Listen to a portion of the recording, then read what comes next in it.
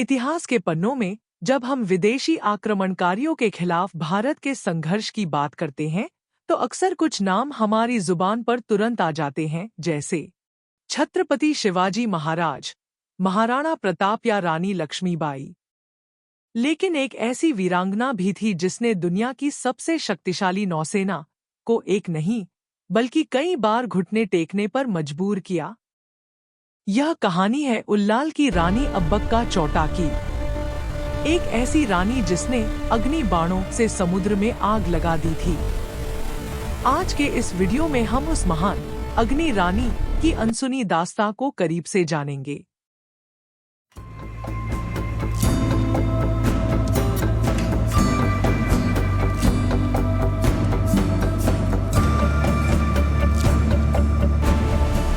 सोलहवीं शताब्दी का भारत। दक्षिण भारत का तटीय क्षेत्र तुलुनाडु अपनी समृद्धि और मसालों के व्यापार के लिए जाना जाता था। मंगलुरु के पास एक छोटा सा लेकिन रणनीतिक रूप से महत्वपूर्ण राज्य था, उल्लाल। उल्लाल पर चौटा वंश का शासन था। यह वंश मातृसत्तात्मक मैट्रिलिनियल परंपरा का पालन करता था, जहां सत्ता और संपत्ति विरासत में महिलाओं को मिलती थी। इसी वंश में जन्म हुआ राजकुमारी अब्बक्का का। उनके मामा तिरुमाला राय ने उनमें बचपन से ही एक शासक के गुण देखे थे। अब्बक्का केवल एक राजकुमारी नहीं थी, वह एक योद्धा थी। उन्होंने बचपन में ही तीरंदाजी, तलवारबाजी, घुड़सवारी और सबसे महत्वपूर्ण समुद्री युद्ध कौशल नवल वॉरफेयर में महारत हासिल कर ली थी।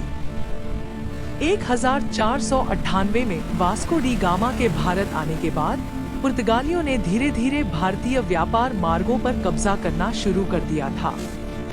उन्होंने 1510 में गोवा को जीत लिया और फिर उनकी नजर दक्षिण के समृद्ध तटीय राज्यों पर पड़ी। पुर्तगाली चाहते थे कि उल्लाल उन्हें भारी कर ट्रिब्यूट दे और अपने मसालों का व्यापार केवल उनके साथ करे। लेकिन रानी अब्बक्का ने साफ मना कर दिया। उनके लिए यह केवल व्यापार का सवाल नहीं था, बल्कि उल्लाल की संप्रभुता और सम्मान की बात थी। पुर्तगाली कमांडर एडमिरल डोम अल्वारेओ दा सिल्वेरा ने उल्लाल पर हमला करने का आदेश दिया।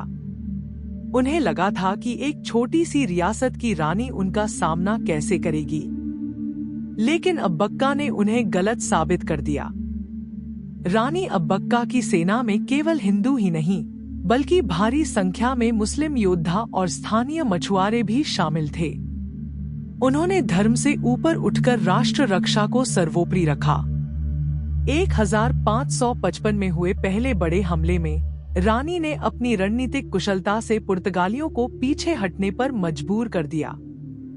अब्बक्का का विवाह मंगलुरु के राजा लक्ष्मणप्पा बंगराजा से हुआ था, लेकिन यह विवाह सुखद नहीं रहा।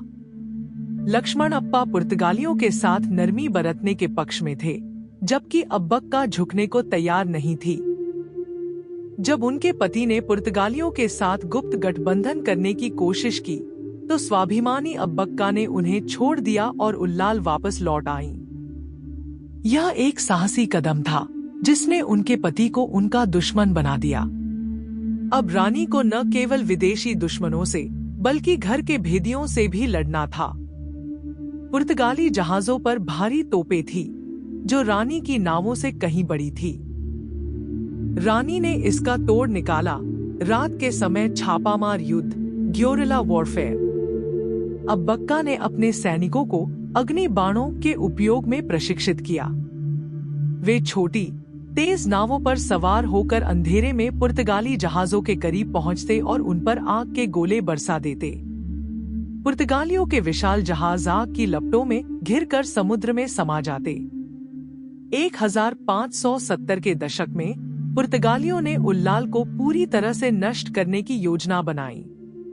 उन्होंने एक विशाल सेना भेजी। विश्वासघात के कारण जब रानी एक मंदिर में प्रार्थना कर रही थी, पुर्तगालियों ने महल पर हमला कर दिया। रानी ने घबराने के बजाय अपनी तलवार उठाई और घोड़े पर सवार होकर युद्ध के मैदान में कूद पड़ी। उन्होंने अंत तक हार नहीं मानी। युद्ध के दौरान वह बुरी तरह घायल हो गई और अंततः उन्हें बंदी बना लिया गया। लेकिन जेल की दीवारों के पीछे भी उनकी आत्मा स्वतंत्र थी। उन्होंने कैद में ही अपने प्राण त्याग दिए, लेकिन पुर्तगालियों की अधीनता स्वीकार नहीं की। आज रानी अब्बक्का को कर्नाटक में एक लोक देवी की तरह पूजा जाता है। उनकी स्मृति में हर साल उल्लाल उत्सव मनाया जाता है। भारतीय नौसेना ने भी उनकी वीरता को सम्मान देते हुए एक गश्ती जहाज का नाम ICGS रानी अब्बक्का रखा है। वे भारत की पहली महिला स्वतंत्रता सेनानियों में से एक थीं, जिन्होंने उपनिवेशवाद के विरुद्ध आवाज उठाई थी। उनकी कहानी हमें सिखाती है कि साधन कम होने पर भी साहस और रणनीति से किसी भी बड़ी शक्ति को हराया जा सकता है। इतिहास ने शायद रानी अब्बक्का को वह स्थान नहीं दिया जिसकी वह हकदार थी, लेकिन उल्लाल की हवाओं और अरब सागर की लहरों में आज भी उनकी वीरता की गूंज सुनाई देती है। अगली बार जब आप मंगलुरु के तट पर खड़े हों, तो उन लहरों को याद कीजिएगा जिन्होंने कभी एक रानी के पराक्रम से जलते हुए पुर्तगाली जहाजों को देखा था।